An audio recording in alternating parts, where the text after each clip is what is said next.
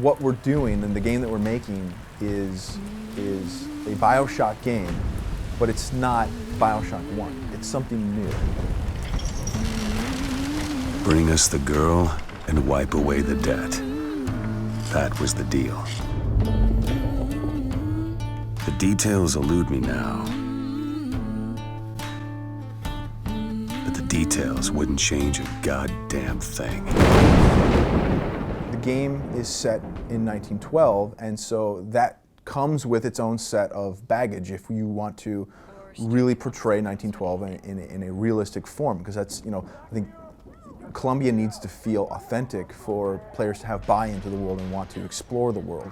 These issues were steeped in that time period, right? It's not just oh, the Tea Party and Occupy Wall Street are cropping up right now, and we're going to write a game about that.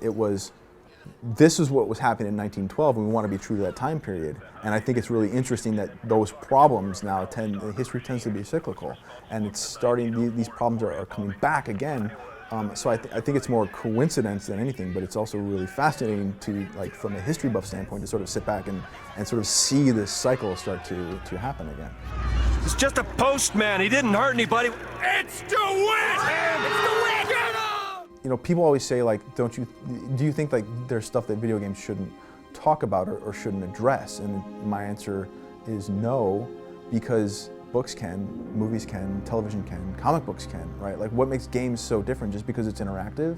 Like, that's not an excuse to me.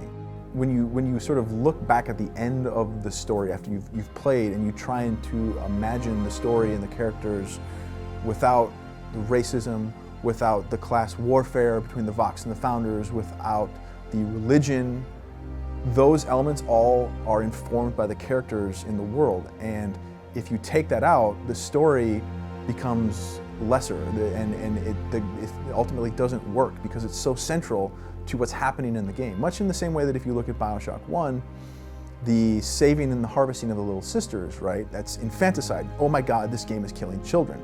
But it wasn't sensationalist. It wasn't killing the girl for the sake of killing the girl. It was central to the themes of the game. It was central to the gameplay. It was central to the story. It was. You can't imagine Bioshock 1 without that element, right? In the same way that at the end of the day, when people have experienced Infinite on its own, you can't separate any of these things because they're so intertwined with one another.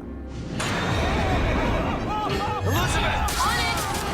It's funny because people are like, come up to us like, well, what's the twist of this game? And it's like, well, you have to experience it, right? It's like, it'd be like saying, like, what's the twist of Lost, right? Like, there are so many questions and so many answers that come up over the course of the experience, right?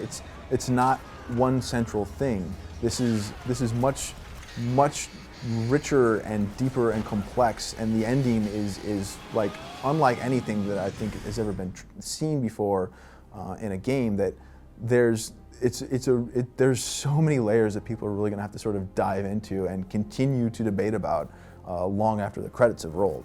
So it's exciting for us, for players to actually get their hands on this and see what we've been talking about for so long. Bring us the girl and wipe away the debt.